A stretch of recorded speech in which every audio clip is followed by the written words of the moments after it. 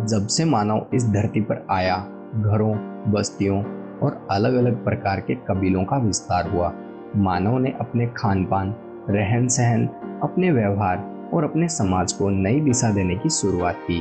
अब अगर इन परिस्थितियों में नए नए नियमों, आदतों और रीति रिवाजों का शुरुआत ना हो, ऐसा संभव ही नहीं था।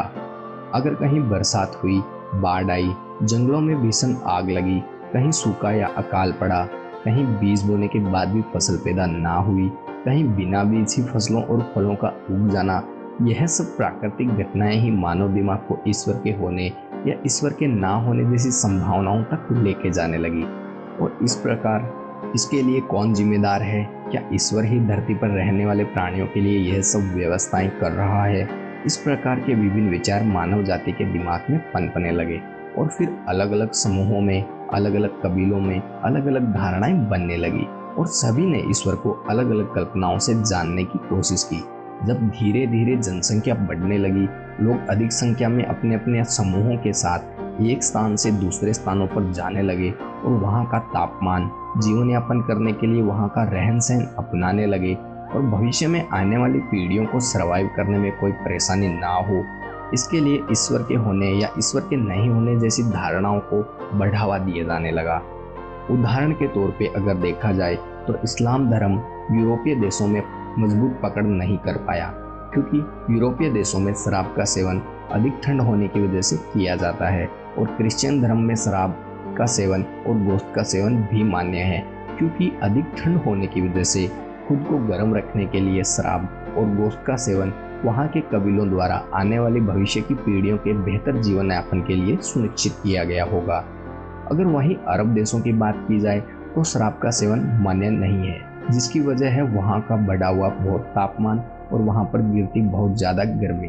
अधिक गर्मी और धूल भरी आंधियों के होने की वजह से वहाँ के मुख्य पुरुषों के द्वारा गर्मी से बचने के लिए सिर या मुंह ढकने के लिए कपड़े का इस्तेमाल करना, पानी की कमी के चलते खेतीबाड़ी और अनाजों की कमी के चलते मुर्गे, भेड़ बकरियों को पालना और गोश्त का सेवन करना, महिलाओं को लुटेरों से सुरक्षित रखने के लिए पूरी तरह से ढके रहना जैसी धारणाओं का उत्पन्न होना शुरू हुआ।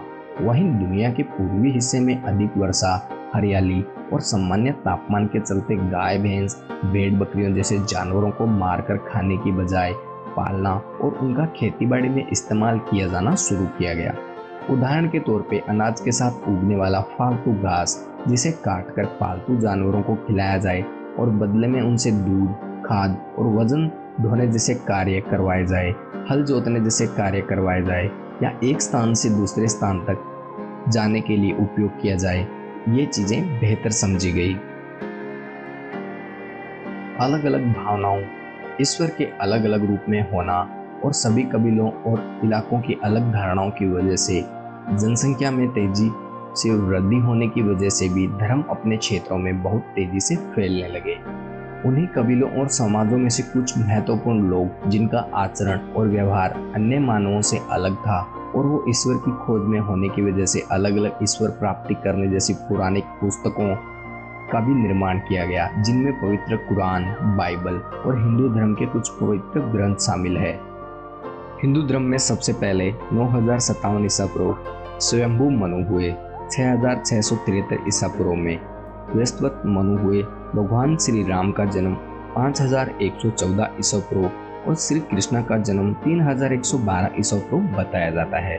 वर्तमान अनुमान के मुताबिक 12 से 15,000 वर्ष पूर्व प्राचीन और ज्ञात रूप से लगभग 24,000 वर्ष पूर्व पुराना धर्म हिंदू धर्म को माना जाता है।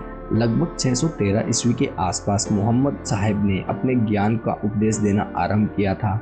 इससे पहले हजरत आदम ने इस्लाम दुनिया में आया था और इसके बाद इस्लाम लगातार तेजी से बढ़ना शुरू हुआ। इस्लाम को भी दुनिया का सबसे पुराना और प्राचीन धर्म माना जाता है।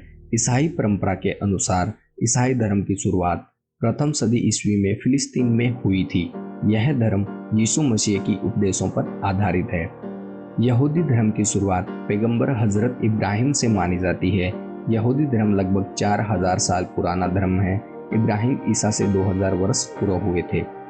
महात्मा गौतम बुद्ध के द्वारा ईसा पूर्व की 6ठी शताब्दी में बौद्ध धर्म की शुरुआत की गई। गौतम बुद्ध का जन्म 563 ईसा वर्ष पूर्व में लुम्बिनी वर्तमान नेपाल में हुआ था। उन्हें बोध गया में ज्ञान की प्राप्ति हुई, जिसके बाद सारनाथ में उन्होंने प्रथम उपदेश दिया। सिख धर्म के संस्थापक गुरु नानक जी है। गुरु नानक जी सिख धर्म में हिंदू और इस्लाम धर्मों की अच्छाइयों को शामिल करते हुए 15वीं शताब्दी में पंजाब प्रांत में पवित्र धर्म की शुरुआत की थी। जैन धर्म महान भारत के सबसे प्राचीन धर्मों में से एक है। इतिहासकारों के अनुसार यह धर्म 5000 वर्षों से भी पुराना धर्म है। जैन धर्म की शुरुआत 3000 ईसा पूर्व सिंधु घाटी सभ्यता के समय हुई थी। 24वीं तीर्थंकर भगवान महावीर स्वामी ने इस धर्म को एक नई व्यवस्था की ओर दिशा धारा दी। साधारण शब्दों में धर्म के बहुत से अर्थ है, जैसे कर्तव्य, अहिंसा, न्याय, सदाचरण, सद्गुण आदि।